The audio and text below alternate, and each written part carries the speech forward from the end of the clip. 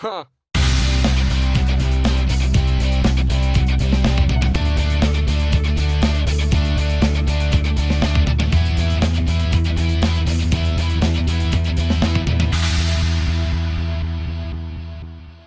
Hi, welcome to this overview of the WorkZone Reciprocating Saw. Now this is a kind of a budget model in terms of reciprocating saws. It's made by WorkZone, and in the UK it only costs around about £25. So it's not going to have all the bells and whistles that you might expect from maybe a higher level saw, but it's still a pretty versatile tool, nicely packaged. So let's have a little quick look at what you actually get in the box. Okay, well I've already unpacked the box, and the first thing you can see is that it's quite a nice moulded plastic case. Offers obviously a certain amount of protection for the actual saw itself. And when you open it up, immediately in there you'll see the actual saw itself, an instruction booklet which gives you some basic information about the use and what the saw is capable of doing. The saw itself, which is obviously an electric saw, it's not a rechargeable one, so it doesn't have a battery which you can remove.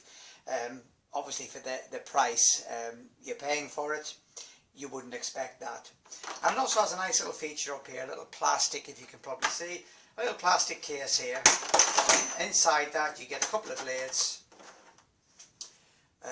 one for wood, one for metal, and an Allen key. And the tool itself, it actually feels quite sturdy, quite a nice tool to handle, and as I said, it does feel quite rigid for the money involved. Has a number of interesting little features. The trigger here, which you can see,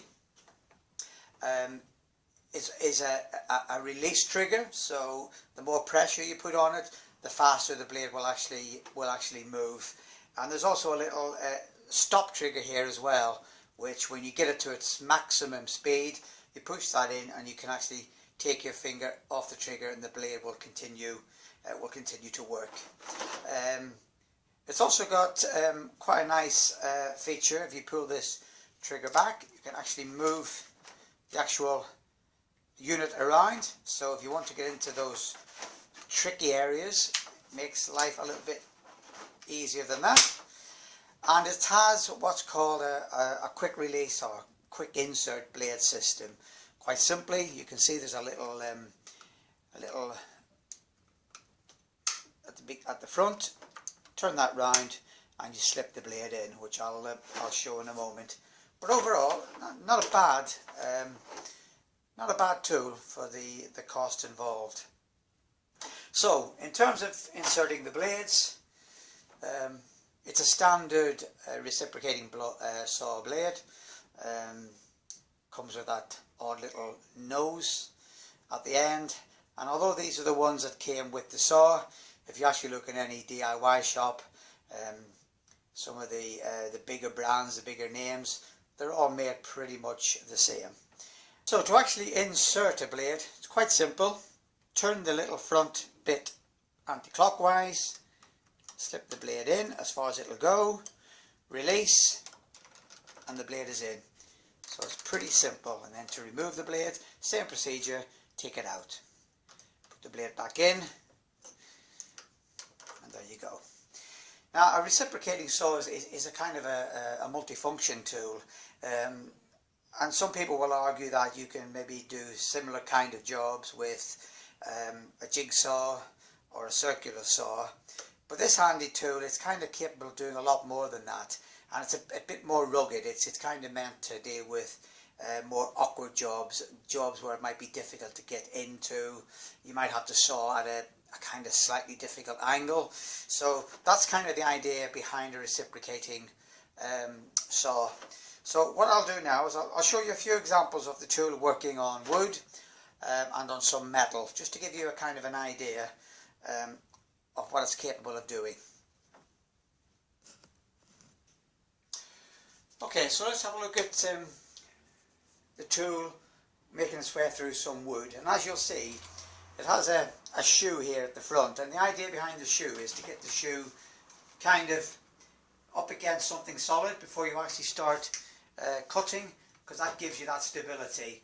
And also keep the blade just a little bit off the surface of the wood you're about to cut, and gradually let the blade move in towards the wood. And as I said, the actual trigger here allows you to kind of fluctuate at what speed the blade actually works at. So quick demonstration of cutting through some wood.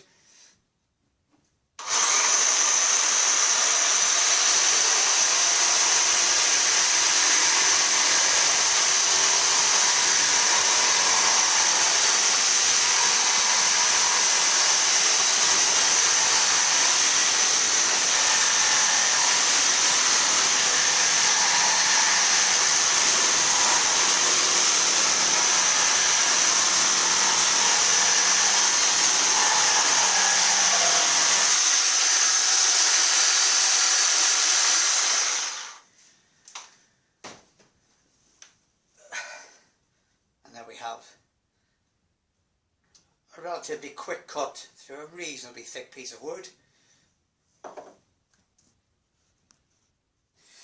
Okay, so that was wood. Let's try a little piece of metal now. Not a particularly thick piece of metal, but it gives you an idea of how capable the tool is.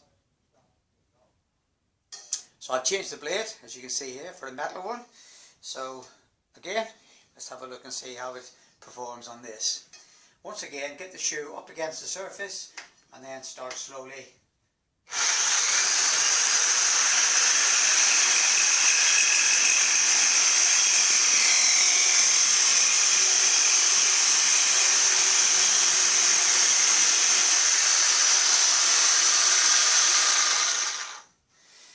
And you can see it's cut through the metal quite easily.